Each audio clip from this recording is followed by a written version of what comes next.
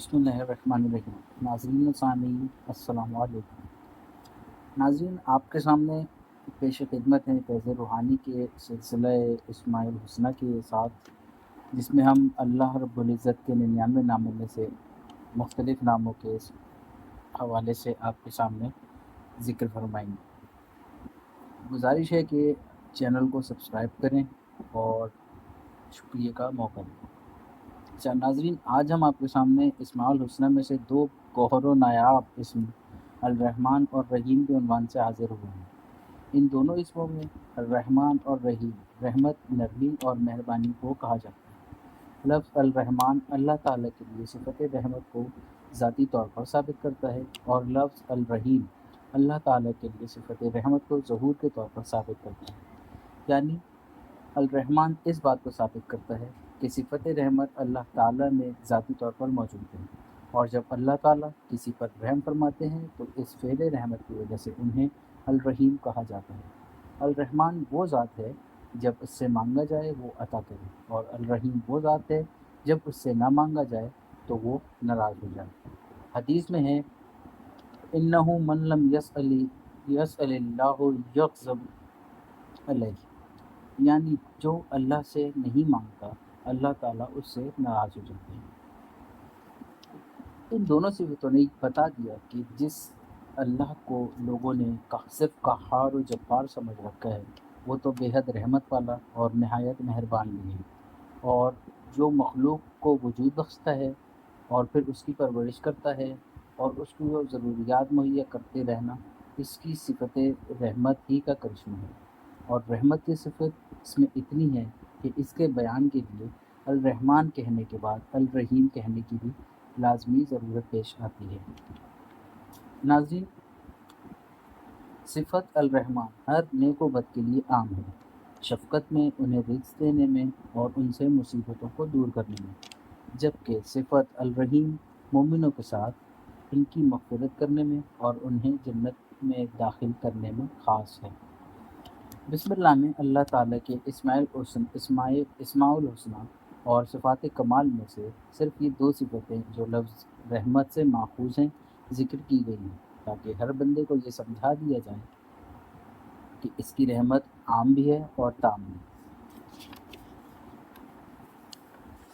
قرآن کریم میں الرحمن 57 مرتبہ آیا ہے اور الرحیم 114 مرتبہ آیا ہے۔ قرآن مجید میں اللہ تعالیٰ کی اس شان اور اس صفت کو بہت زیادہ اجاگر کیا گیا ہے، اور سینکڑوں جگہ مختلف عنوانوں اور مختلف پیراہوں میں اللہ تعالیٰ کی شان رحمت و رافیت اور بخشش و غفاریت اور مخلوق کے ساتھ اس کی عنایت و رحمت کو بیان کیا گیا ہے۔ قرآن مجید میں اللہ تعالیٰ کو غفور الرحیم، رؤوف الرحیم، خیر الراحمین، ارحم الراحمین کی صفات سے یاد کیا گیا، یہاں تک کہ بسم اللہ جو قرآن مجید کا سرنامہ ہے، اس میں اس صفت رحمت ہی کا تعارف کرایا گیا ہے۔ ہمیں حکم دیا گیا ہے کہ ہر وہ رکعت جسے ہم اللہ تعالیٰ کے لیے ادا کرتے ہیں، اور ہر وہ نماز جس کے ذریعے ہم اللہ تعالیٰ کا تقرب حاصل کرتے ہیں، اس پہ ہم اللہ تعالیٰ کی اس صفت یعنی الرحمن الرحیم کا خوب وید کرتے ہیں۔ تو اسی وجہ سے ہم نماز میں بسم اللہ الرحمن الرحیم سے شروع کرتے ہیں، اور ہر رکعت میں الحمدللہ رب العالمین الرحمن الرحیم پڑھتے ہیں، جبکہ ہمیں یہ حکم نہیں دیا گیا کہ ہم العلی العظیم یا الملتقم الجبار یا الواحد القہار، جن سے اللہ تعالیٰ کی قدرت اور غلبے کا اظہار ہوتا ہے، اس ذکر کا ورد کریں۔ اللہ رب العزت کے سامنے خضوع و خشوع کے اظہار اور اس کی ذات جبار کے سامنے کھڑے ہونے کا ہے، تاکہ ہمارے دل و دماغ میں یہ بات پیوستہ اور راسخ ہو جائے کہ ہم جس رب کی عبادت کرتے ہیں اور اس کے سامنے مؤدب کھڑے ہوتے ہیں اور اپنی پیشانی اس کے سامنے رگڑتے ہیں، وہ رحمان و رحیم ہے، تاکہ ہمارے دل و دماغ کو اللہ تعالیٰ کی عبادت پر تسلی اور اطمینان و سکون حاصل ہو جائے۔ ناظرین،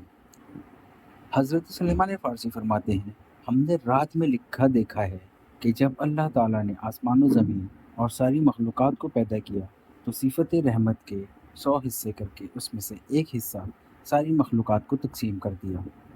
آدمی اور جانوروں اور دوسرے مخلوقات میں جہاں بھی کوئی اثر رحمت پایا جاتا ہے وہ اسی تقسیم شدہ حصے کا اثر ہے۔ ماں باپ اور اولادیں، بھائی بہنوں میں، شوہر بیوی میں، عام رشتہ داروں میں، پڑوسیوں اور دوسرے دوستوں میں باہمی ہمدردی اور محبت و عصمت کے تعلقات شاہد کا مشاہدہ کیے جاتے ہیں،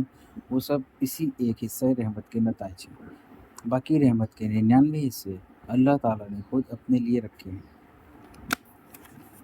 نبی کریم صلی اللہ علیہ وآلہ وسلم ارشاد فرماتے ہیں، اللہ تعالیٰ اپنے بندوں پر اس سے بھی زیادہ رحم کرنے والا ہے جتنا کہ ماں اپنے بچے پر رحم دل ہوتی ہے،